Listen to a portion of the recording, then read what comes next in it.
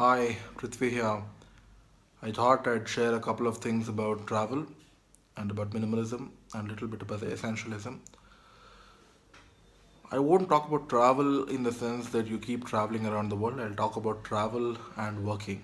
Or let me just put it another way, something that is going outside of your comfort zone. So I'll tell you about an experience I had last year.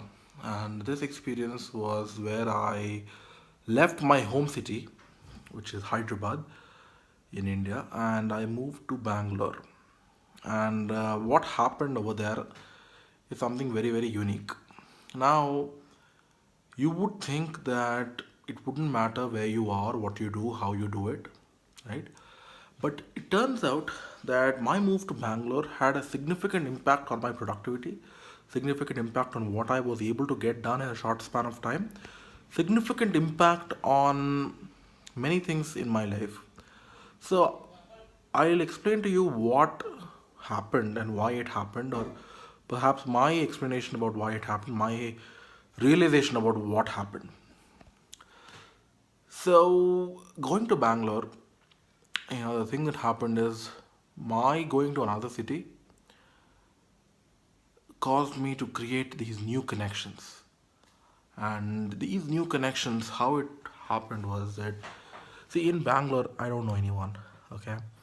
And without knowing anyone, I was able to focus solely on my work. Focusing solely on my work caused me to do many different things. First of all, work became very, very important to me. Secondly, my mind was more open to experiences because there is this new feeling that you get of not knowing anything. And at that point of time, this was very helpful. How I did it, what I did, it was all a part of the environment being just so different than what I was used to. I got out of my comfort zone, and this led me to do many different things and make a lot of progress in a very short span of time. I read somewhere that authors often take some kind of a room or a farmhouse or something like that and spend a month there if they're unable to get some motivation.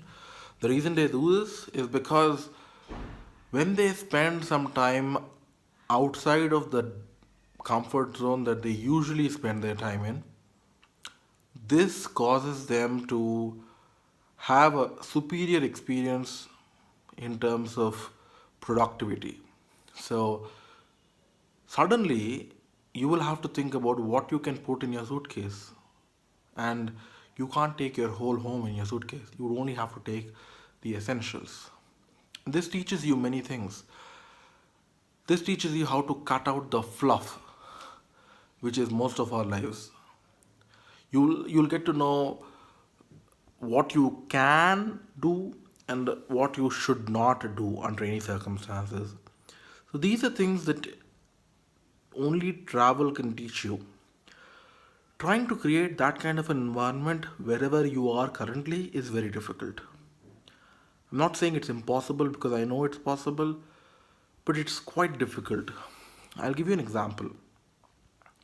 So I had a friend who was a really great guy. He was all about talking about good stuff and things like that. Like really positive thinking. And he was planning to get married.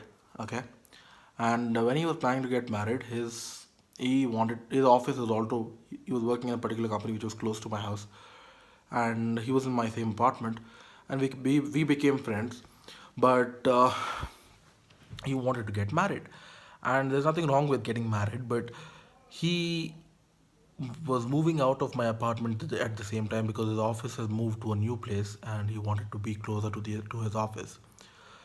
But what this led to was that his friend circle changed and he got married, and after that his life completely changed. All of his entrepreneurial dreams, all the great stuff he used to talk about, all of that vanished. And he basically 6 months later he told me, he met me once and he said, dude, this is not for us, like arranged marriage is not for us.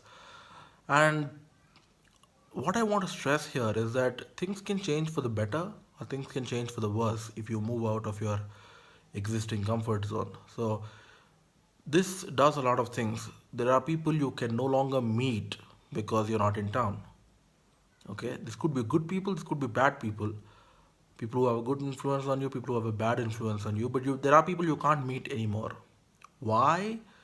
It's because of this. You're no longer there, you're no longer physically present. So most of the time, people don't even think of calling you if they know that you're away. And when you come back, you don't even have to announce the fact that you're back. If you want to come back, maybe after a month or so. I'm not saying this has to be a permanent move. It can just be a temporary thing to get a fresh look on life, which you wouldn't have got if you were in the same place. So these are some of the thoughts that I have, and I'm planning to take a trip soon. So if I do take that trip, I'm sure I'd let you know about what happened, how I felt, and what more learning I got this time.